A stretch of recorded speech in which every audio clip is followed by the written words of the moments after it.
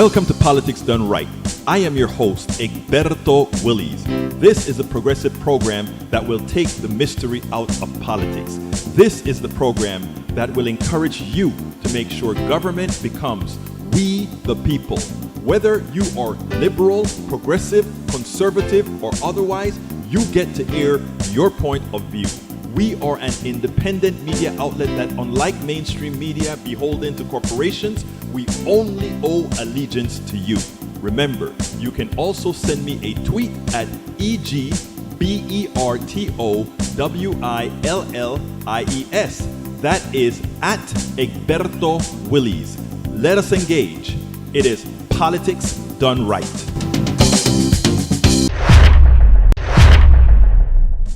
Well, folks, welcome to one more edition of Politics Done Right. This is Egberto Willies, your host. Let's see, there may be a call. May I help you? May I help you?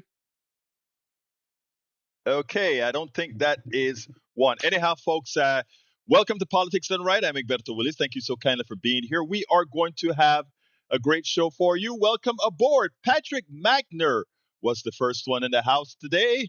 Michael Rudnin is going to be away at a doctor's appointment, and he made sure to let us know. Thank you, my brother. Egberto, don't forget the shorts in your FB messages. Thank you, my brother. Appreciate you.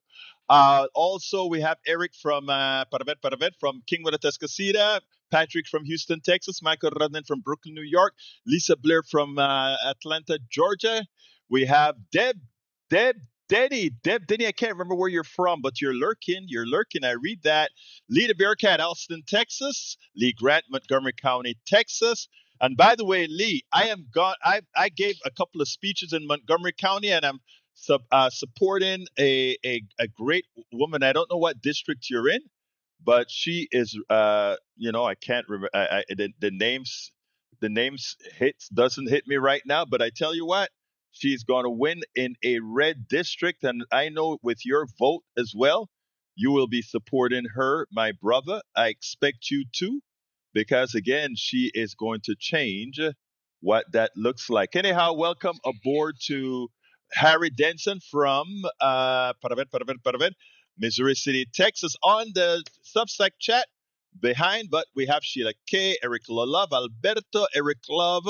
Let's effing go, he says. Jill Rennick, Bobby K, Angie Decadence, and independent voter numero uno. Hey, look, today is January 6th. Today is a day that every TV station in America should be celebrating not celebrating, but commemorating as the day we had to fight to save democracy from a tyrant. We ought to be celebrating that we saved our democracy then from a tyrant. There's a problem. And this problem is not just the problem of Donald Trump, the tyrant. This is a problem of the media. This is a problem of the corporatocracy. This is a problem of the plutocracy, where certain people get forgiven because of their privilege, and they, in the eyes of some, can do no wrong. I don't think America realized how close we came to that overthrow, to that coup successful. Let me tell you how that coup would have been successful. One, they went into the Capitol. Luckily, I think it was Nancy Pelosi and others, or whoever, were ready to take that box with all the confirmation from the states of the election. Because had that been burnt or whatever, there's not a recourse for reconstruction. And more than likely, what would have happened is a vote by state for for president. And then that would have kept Donald Trump in the White House. It would have been a fantastic coup. What they were attempting to do. And Eric Hayes, if you don't understand that veteran shot was us protecting our democracy. That veteran who was shot was a criminal. That veteran woman who was shot she was breaking into the house. That is why she was shot. Do not put a ridiculous statement like a veteran was shot and think you're going to get away with such a stupid statement. This is about democracy. This is about democracy, and mocking it the way you are make you a traitor as well. Damn it. Sorry for that, guys. Sorry. I am tired. I am tired of these. I'm tired of trying to rebrand what was an attempted coup. I am tired of attempting to rebrand what was an insurrection. I am tired of trying to rebrand that we had a tyrant and that our media, our plutocracy, allowed that tyrant to survive and let alone be elected again. Because over the 4 years, because we were scaling back some of what this tyrant has done in this country, over the years, these guys put over money over everything. And what's happening here is many of the sycophants that elected Donald Trump, some of them simply, I am sorry, doesn't have a lot upstairs. Some of them just were completely indoctrinated by the amount of money that was placed into their degeneracy. That is what we're looking at. That is what we're looking at. But we cannot let that happen again. Luckily, this morning I was on the anything, what is it called, with Dana. I can't remember the name of her show now, but the good thing about that show is what I was telling them on that show, that what I believe in, and that is entirely continue moving forward. Welcome aboard, Yvette Avery Herod. Welcome aboard. Welcome aboard. Eric Lulov.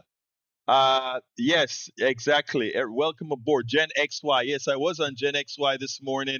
I had a lot of fun. Those are some beautiful women, beautiful questions, beautiful environment to be on. Bobby K points out she was shot because she believed in and was fed nonstop lies. Trump's rhetoric killed her, and that is how we should frame it. Trump killed that veteran.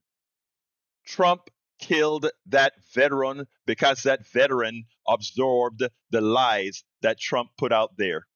Thank you for that one. Who suggested that? Bobby K. Bobby K. I think it's important that we put that narrative out there. That's very good. So anyway, folks, this is the 6th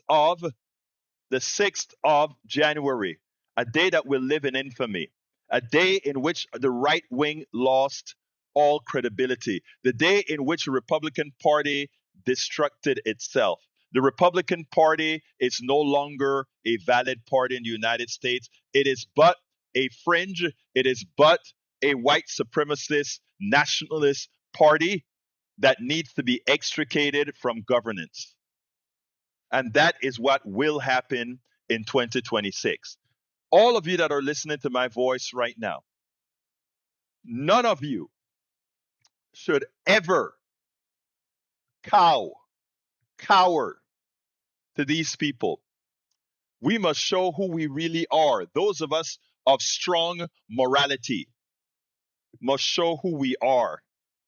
And in every single precinct in this country, or let me break it down. In every single precinct, in every single district, in every single county, in every single state, it is imperative that we go out there and vote these thugs, vote these traitors out of office, because they are all a clear and present danger to America. They are all a clear and present danger to you. It is important, as we can see from the work that Donald Trump himself is doing right now. And we have from E2247 an important statement. Security Council emergency meeting 5th of January. Statements were split nearly 50-50 on whether U.S. strike was acceptable or not. 1949 Geneva Convention, 1977 Additional Protocol, indiscriminate attack in one in which an attacker does not take measures to avoid hitting non-military objectives, civilians, and civilian objects. And I have on video people where many buildings were hit, civilian buildings were hit. So we ought to be ready for that. Lynette says it has been 5 years, and I still can't watch the images. I hear you, beautiful. I just was watching Harry Dunn, one of the officers from Capitol Police, there that day. Yes, I get it. They were all traitors. Margaret Ryan from Eastern Washington, thank you for being here. You are from one of the parts of this United States that has saved us. You are one of the blue states that support the beggar states out there that continue to want to put the policies that they support that keep their people starving, dumb, and unhealthy. Thank you for being here. As you can see today, I'm very upset. I'm very upset because I thought on the national coverage, they would give this day the solemnity that it deserves from those thugs that attempted to overthrow our government, from those traitors that attempted to overthrow our government. But I see that that is but wishful thinking. So let's get into the program today. I think I've done enough. Just remember, every single person that doesn't come out to you and point out what January, if they give you any inference that they don't see Donald Trump and his insurrectionist thugs as a clear and present danger, remember to let them know that they themselves are not only traitors, but they themselves are anti-American.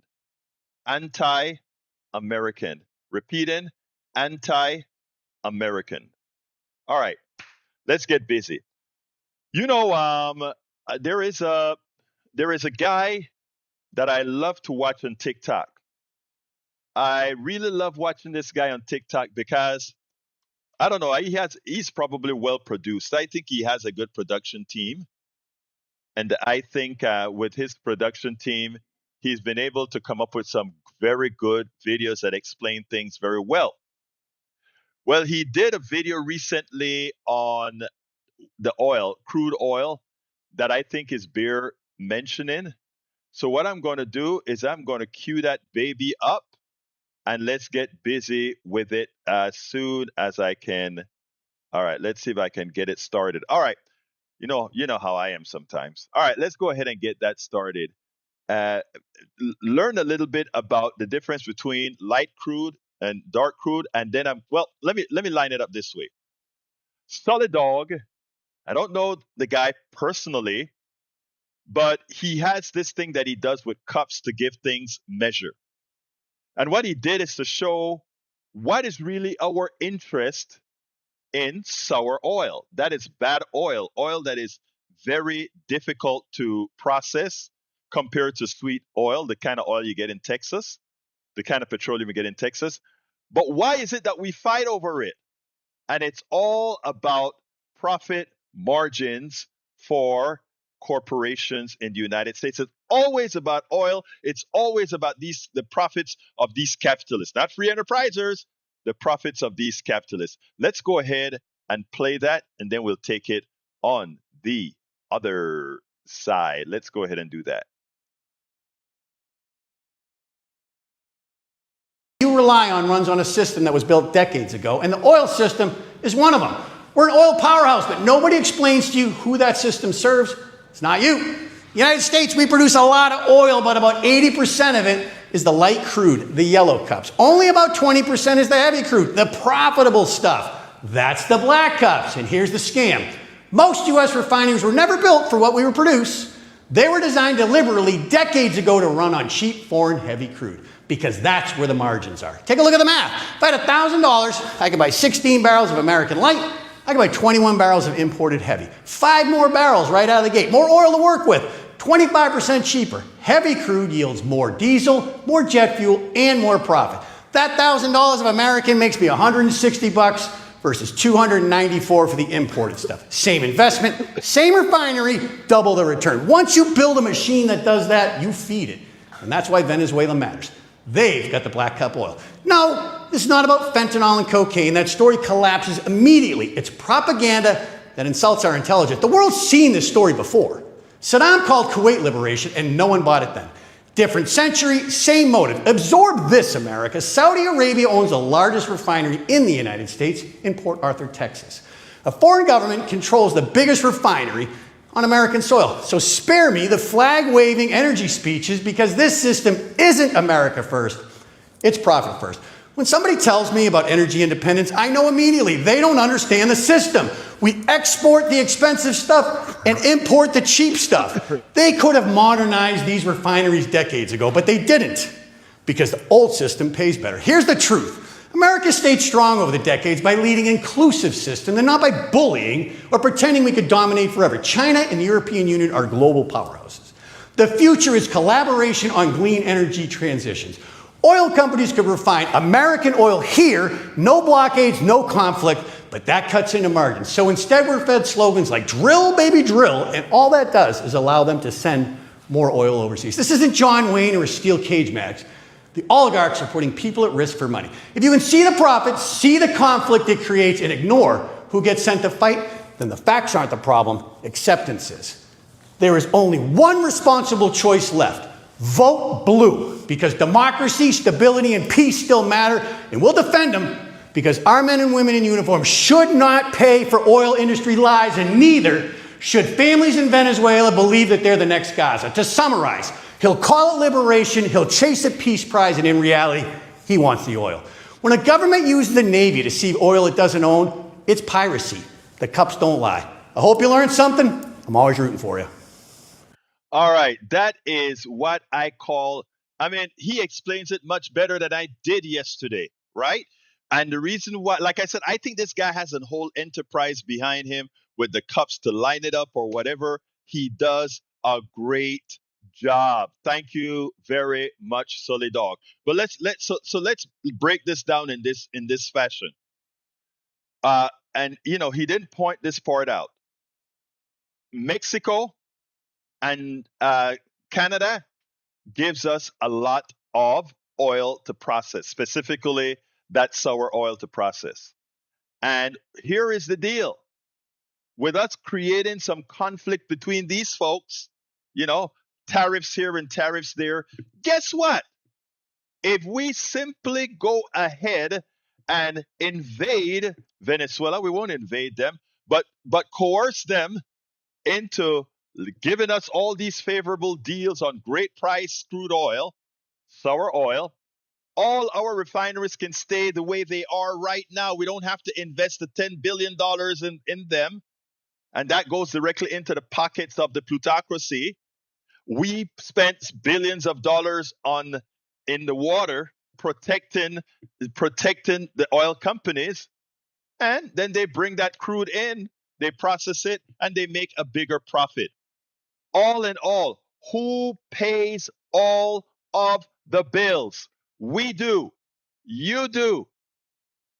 And that we do not understand this, that we allow this to continue, is what and why we are doing what we must do, and that is educate our brothers and sisters.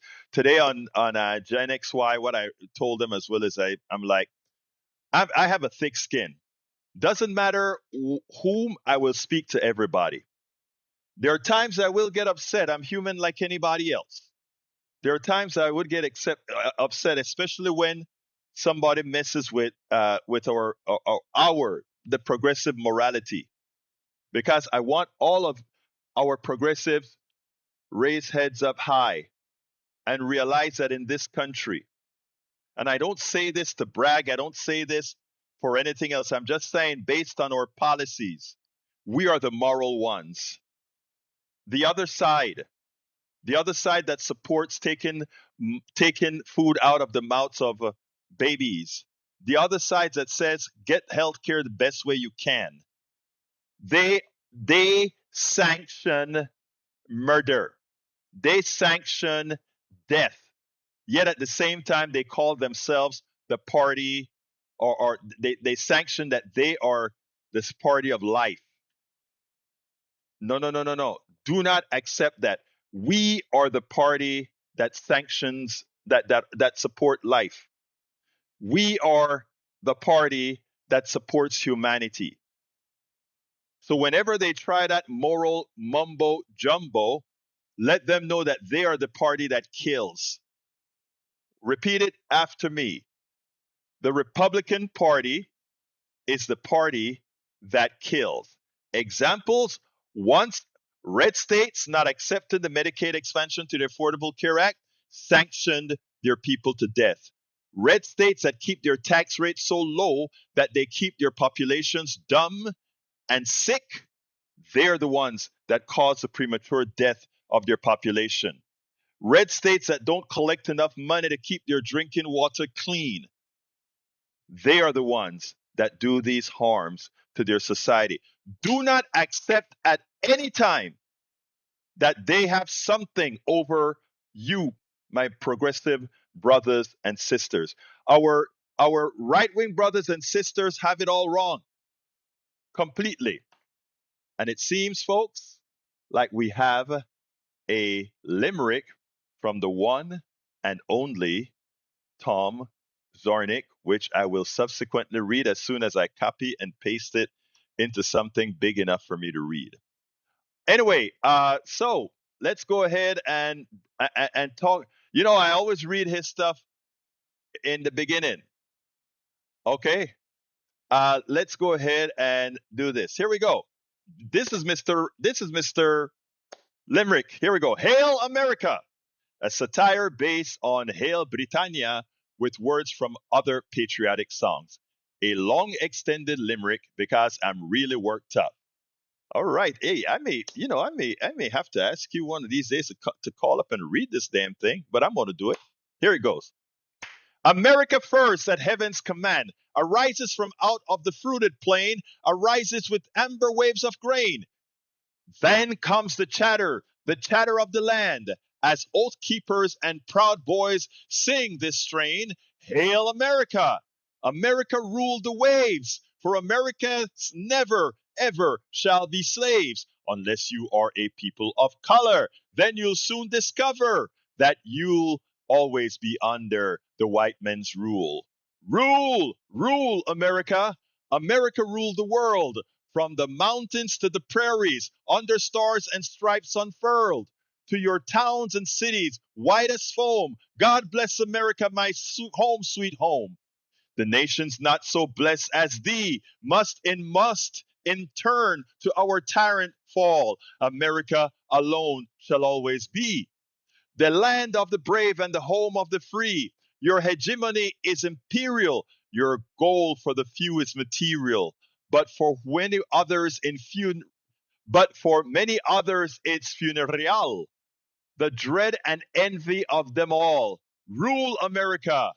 Rule from pole to shining pole in our Western Hemisphere. From the top of the Hudson Bay to the tip of Cape Horn, America troops are spreading fury and fear.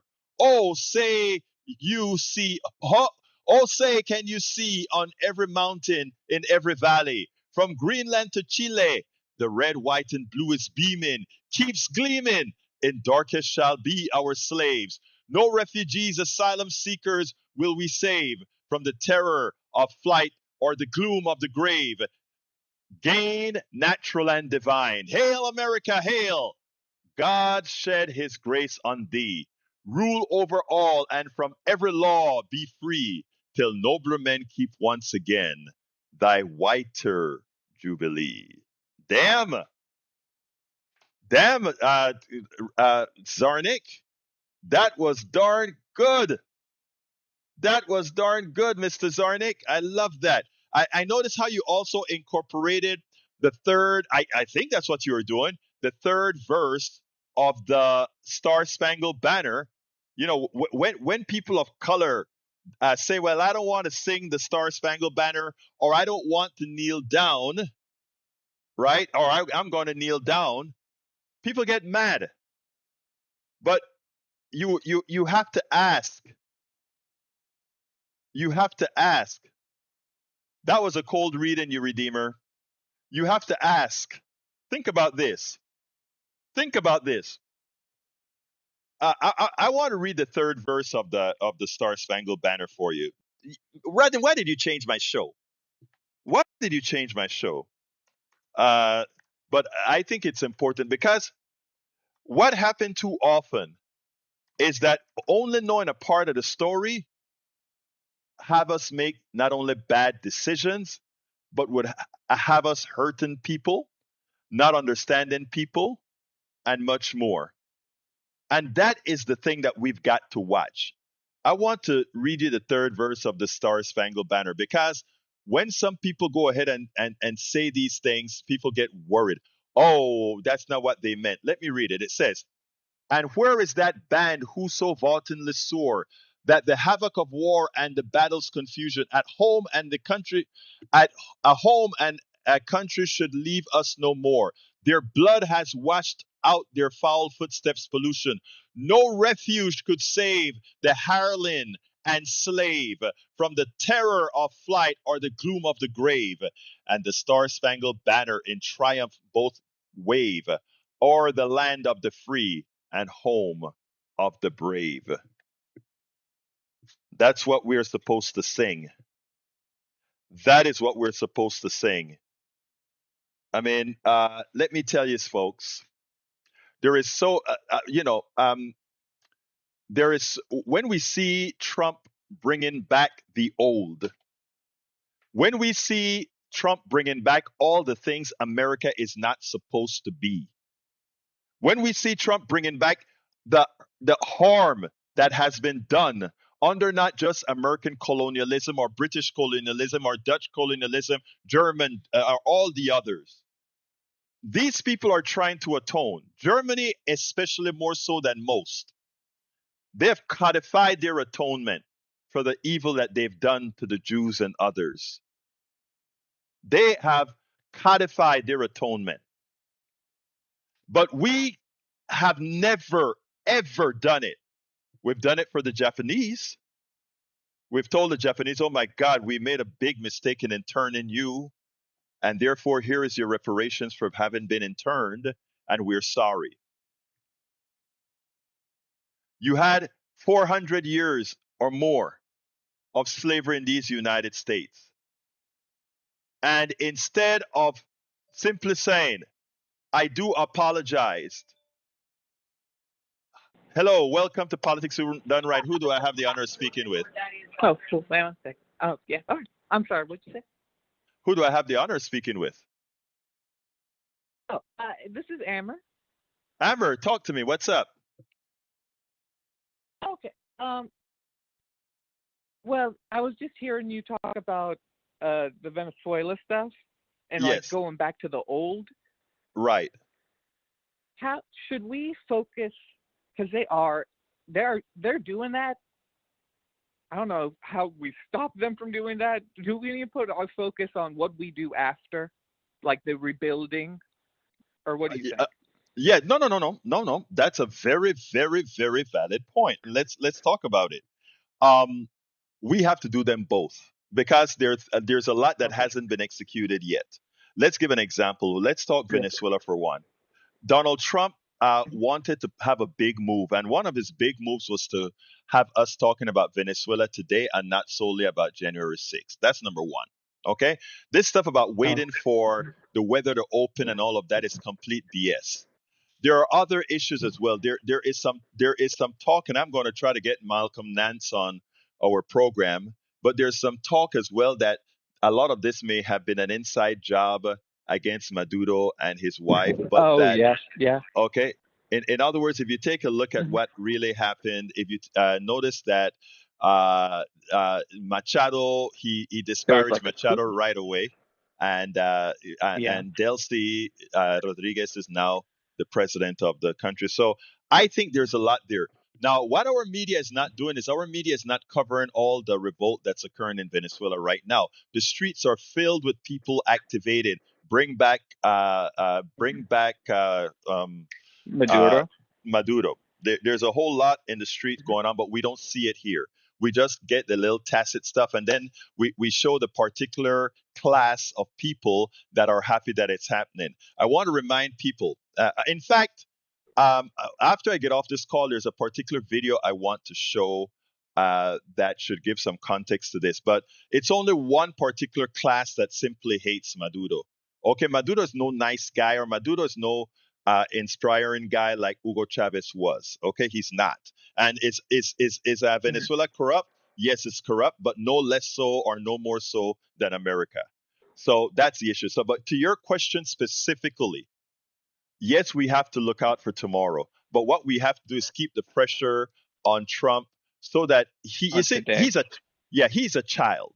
The president is a child, and the people who follow the president or have minds of childs or minds of cowards. And what that means is that if Donald Trump wakes up with a whim and he says, "Okay, let's put a flotilla in the warm waters off of Greenland," that's what they'll do. Okay, so here's the thing. Mhm. What we have to do is make it dangerous for them to make that attempt to go any further.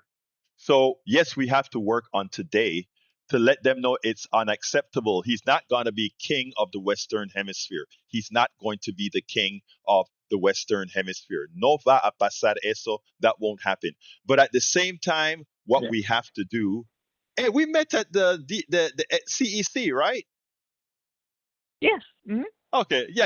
Okay, Yeah. good. Yeah. Look, yeah, just want to make sure. Mhm. I didn't get your voice for a minute. All right. The other thing that we have to Oh. do is the other thing that we have to do is Hmm. the following. It's just like you were at the CEC mobilizing people, you and I and everybody else that are listening to my voice right now. We have to be mobilizing folks and letting them know that every path is going to be put in front of them to minimize their vote. These guys can only win if they scare you not to vote or if they find some way to prevent you from voting. So the things that we are going to have to do starting yesterday is we have to make sure people are registered to vote not once, but we have to make sure people Hmm. are registered to vote 45 days before the vote is occurring because the rolls are going to be purged in red states. Rolls are going to get purged, etc. So we have to make sure 45 days beforehand that we remind people you got to check to make sure you are on the voter list. And we have to set up teams of people, precinct chairs. I'm a precinct chair, but I'm going to Hmm. get somebody to help me do that because I can never do that right. But I applied for that too. Yeah. yeah, good, excellent. So the thing about it is this is the kind of work that we have to do starting yesterday. And if we do that, it's going Yeah. to be listen to me well. I don't think people understand how big a night it's going to be. Because remember, Trump vote won with under 35% of the vote. The rest of the country wanted something else. Let's remember that it's going to be a big night on November that November that Tuesday in November. So we just have to get the work done. All right. What else you got to tell May me? I add one more thing, just real quick? Absolutely. I also recently became a VDR.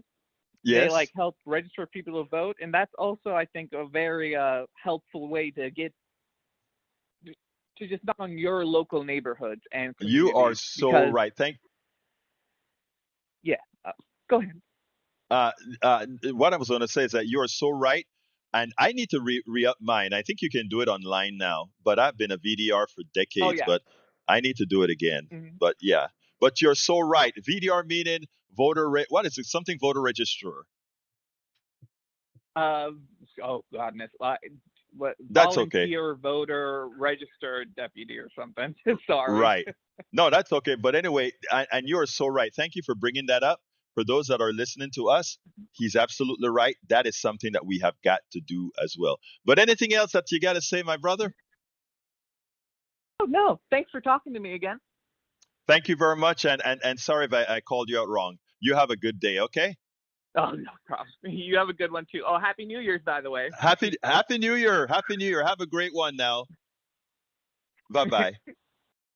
All right, I love my callers, man. I love my call. Oops, I got to stop you. But here's what I want you guys to hear. There's another one I want you to hear because this stuff about, you're going to hear the lies about how the people in Venezuela are happy of what Trump does. And on TV, which I saw too many of it, too many people on TV talking about, oh, the Venezuelans are happy of what happened and all of that good stuff. And I'm sitting down there saying, no, they're not. Now, my good Venezuelan friend, he gives me a hard time because he came from the privileged class in Venezuela, and well, even though he was a Chavista in the beginning, he became eventually not a Chavista. When you reach a certain level in life, what happens? Hey, neurodivergent hotspot, I love your name.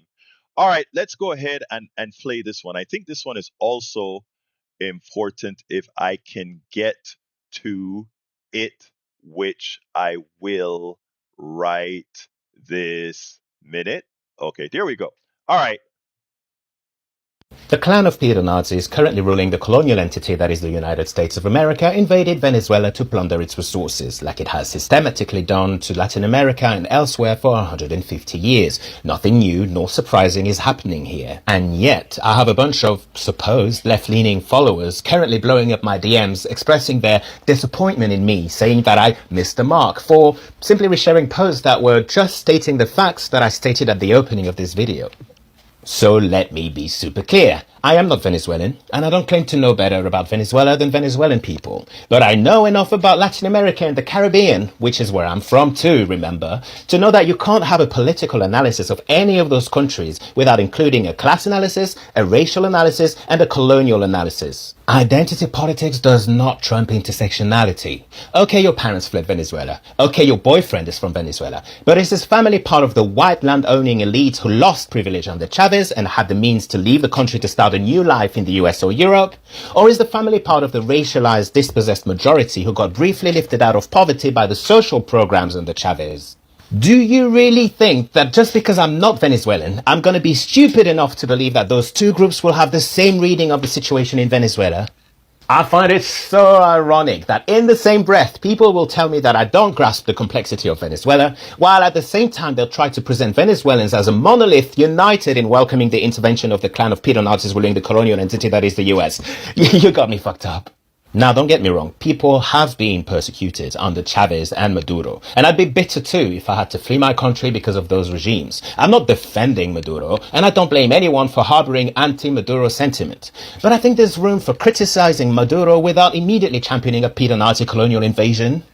Being Venezuelan, or your proximity to a Venezuelan person, is not enough for me to blindly defer to your criticism of Venezuela. Because I have political literacy, and I need to know whether your criticism comes from the left, and an advocacy of the oppressed, or from the right, and the defense of privilege and social hierarchy. Because I know they both exist, and I know they're not the same. You ain't fooling me. I have an entire body of work making explicit which side of the Venezuelan political spectrum my allegiance goes to. And I know which side is structurally more likely to be represented among the Venezuelan diaspora who's living in Europe or the United States. Diasporas in general tend to be much more conservative and reactionary than the population living in their country of origin. And that is especially true of Latin Americans, and especially true of white Latin Americans. The clan of Peter. And that is such an important concept. When I saw this brother speak about this, it was like, thank you, thank you, and thank you. See, I'm from Panama.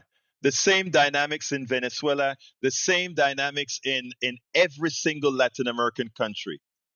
And that is, there is an elite, there is an elite in all these countries. Very small elite, 5% maybe, and then there are the sycophants who are the people that are wards of the elite, and then there are the rest. There's a professor I'm trying to get in touch with right now to speak on that in Venezuela. She's in Caracas right now. She teaches at the university in Caracas, and I'm trying to get to her where we can actually go through this in more detail. But anybody who thinks that, oh, these people are that these people are so happy for American intervention, when you have a president on the United States. I want you to think about this. If you're an American and you're sitting down watching CNN, and the reason I use CNN is the most widely watched international news network around the world. So let's go ahead and say CNN, and you're watching CNN, and you hear on CNN, you are that let's use a feasible country, that Canada and Mexico got together and invaded the United States, one from the north, one from the south. And they have the United States captured now. And what they are saying is that this oil in the United States, which is the largest producer of oil in the world right now, is ours. We're taking it, and we are here, and after we have this oil pay for our invasion, we are going to make sure that the profits from this oil eventually goes, enough of it goes to the American people, because right now none of it is really going to the American people. How would you as an American feel? Here you have a foreign country telling you how they're going to use that oil, etc., etc., etc. It's actually worse in Venezuela, because right now, nominally, all the proceeds from the oil minus expenses go to the people. Not here in the United States. In the United States, if you're drilling on public land, Americans get, and hear me out well, zero. Just the rich people get the money. You may say, but wait a minute, they pay royalties, don't they? Yeah, and I think it's either 12.5% or 25% in royalties. Well, what about that? But they get a thing called, guess what? Depletion allowance. In other words, they get a subsidy for depleting the oil in the ground that they never placed there in the first place. Make that make sense for me, people. And then they get so many other subsidies from our government. Make that make sense. By the time they pay their royalty, we've given it all back to them. That is how ignorance. That is how the general ignorance that the mainstream media has left to the American people have allowed these people to rip us off. I want you to see that. And anybody, if look, I always tell our audience, right? Please, please do not take anything I tell you at face value. Don't. Unless you really trust me. But if you're listening to me for the first time and you're saying, who the hell is he? Is he right, or I mean, what the hell is he saying? Please, please feel free to corroborate everything. Notice what I said. Please feel free to corroborate everything. I may make a mistake here and there, and every time I do that, if I find it out, I fix it. If you tell me, I fix it. But my work is damn well researched. I mean, I don't. Let me tell you how researched my stuff is, guys. I don't even take AI at face value, like I explained several times.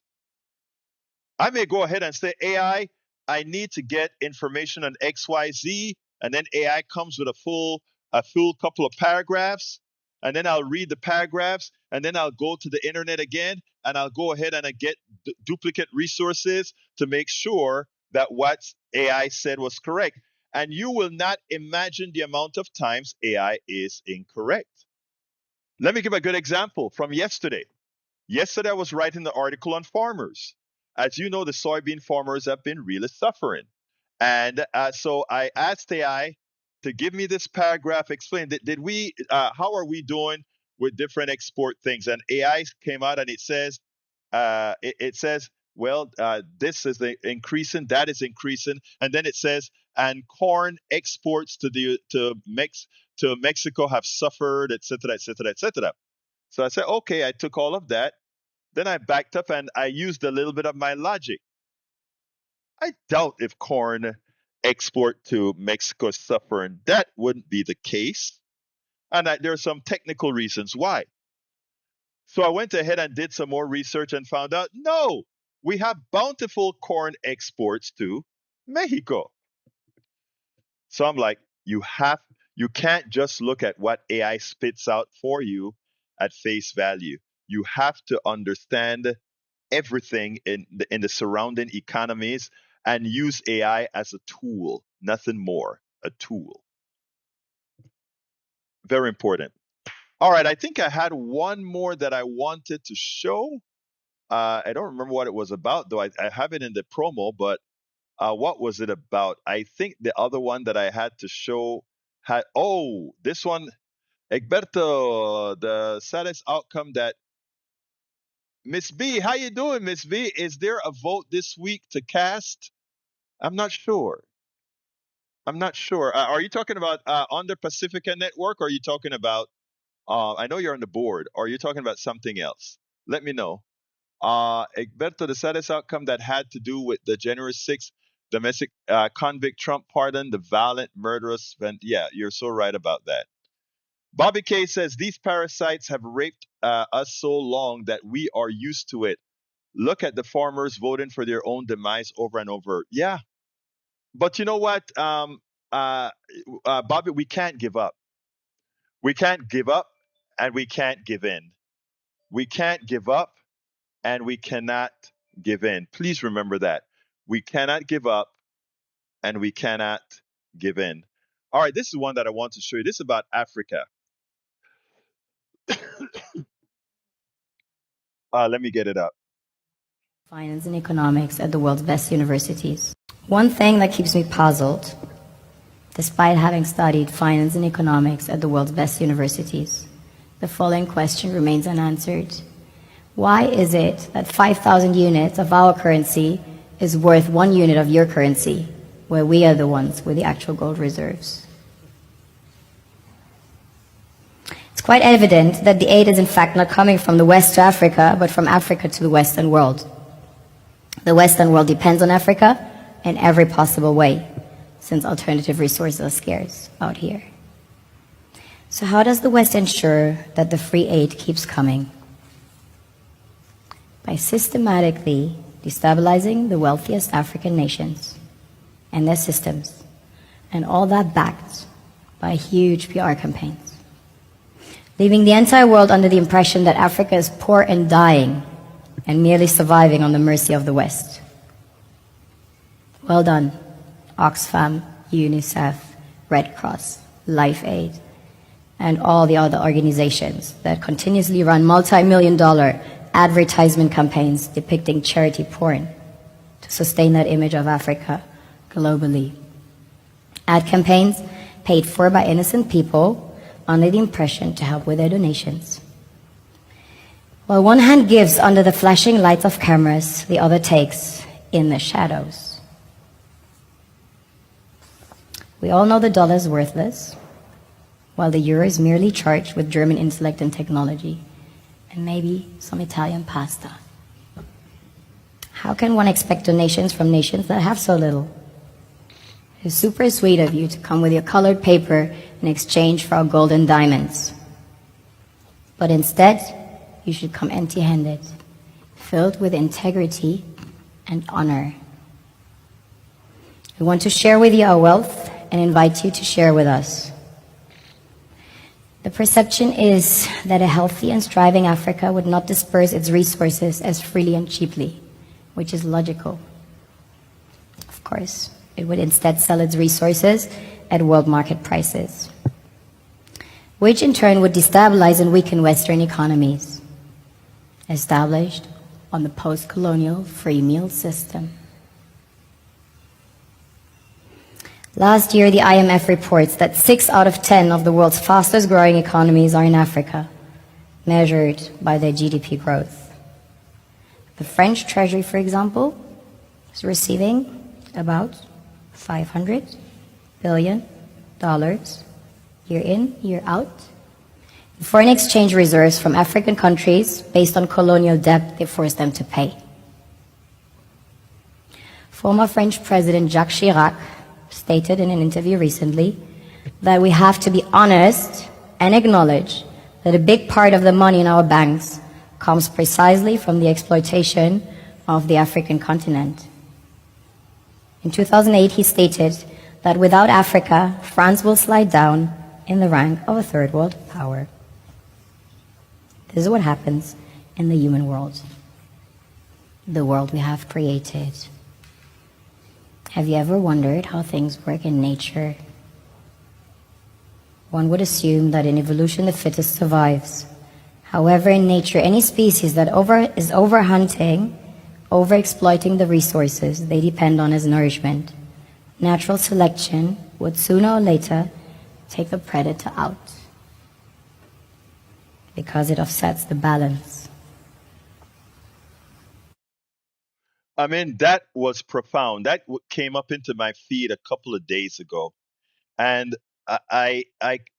there are so many messages in there, not only for Africa, but for the entire South of America's border. Colonialism is something that, a lot of capitalists laugh at, or try to call us lefties. Something wrong with us for bringing that up all the while.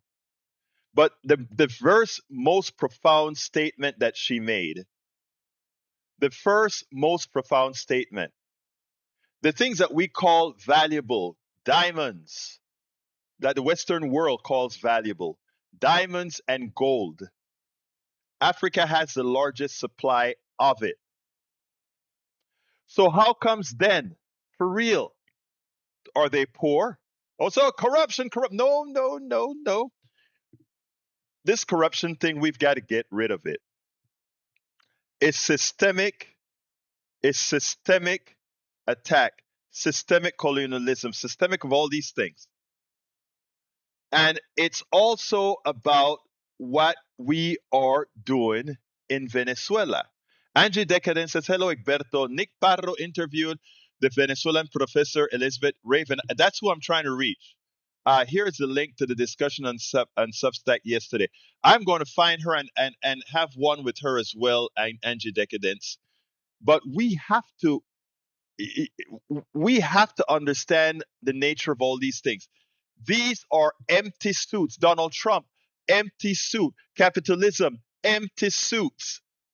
All of these things are empty suits. Capitalism is a fraud, is a facade, it's a fraud on top of those who actually produce. It's a fraud on actually those who create, those who innovate. The innovator is not the one with the capital. The creator, the employee, all these folks are not the ones with the capital. It's the other guys who do nothing that are the ones that control capital. Until we remember that, what she says at the end is most important. The imbalance is occurring. The imbalance is occurring intra-America. When I say intra-America, as the wealthy continue to take away their unfair share than the rest of us here alone in America. That imbalance that she speaks about occurs. We're coming after you, plutocracy. We're coming after you. As the imbalance between America and what America's government has done overseas occurs, overseas will be coming for us, America. Overseas will be coming for us. If you take a look at Faso, Burkina Faso, what's wrong with my brain? And Traore. Traore has nationalized his gold mines and start producing their own gold. Building roads, etc. It's the name of the day. They don't need France to hold their money. They couldn't have their own money for a while. France told them, you had to put your money in a France bank and we will give you a stipend. That's how it worked until Traoré, I think, came along. The world is a changing. Progressives, we need to keep doing what we do. Progressives, I repeat, we are the moral ones. We are the moral ones. And we are the only savior of America. We are, in fact, the only ones who can save America, both for its past and what it will be in its future. We have to win the present. Anyway, folks, I got to get out of here. But before I get out of here, I need to ask all of you, those of you who have the wherewithal, please become subscribers today. And even better, we need many, many more paid subscribers. So if you have the wherewithal and you believe in what we're doing here, take a look at what we're doing. Look over all the things that we do. It's a lot. Please consider becoming a paid subscriber. And if you go to politicsdoneright.com/newsletter, thank you for being one neurodivergent hodgepodge. If you go to politicsdoneright.com/newsletter, please go ahead and become a paid subscriber. It's cheap. It's a coffee. It's a coffee. And you do so much. If I can get enough of you, you do so much with that coffee. Now, I do have something that I want to show. I'm going to go over by 2 minutes. I am so very proud of our brothers and sisters here in Kingwood, because they made it on the Rachel Maddow show yesterday. So before I go, I want to play this 34 or 37-second piece on Rachel Maddow. This is our group, guys. This is our group out of Kingwood.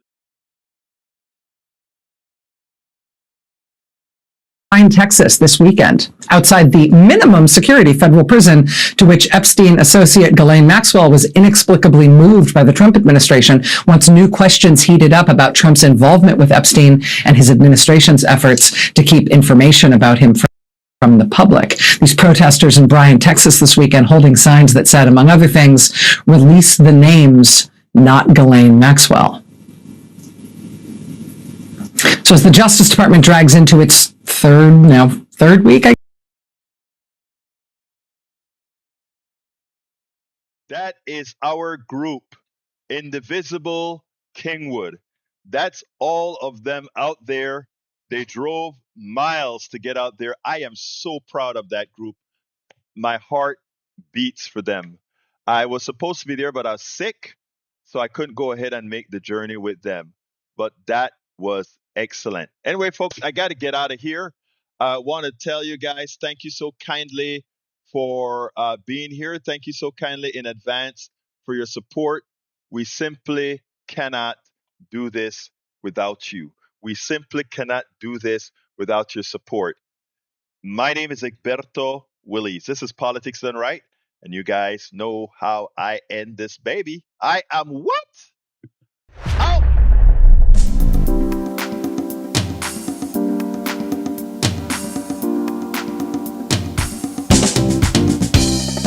Welcome to Politics Done Right.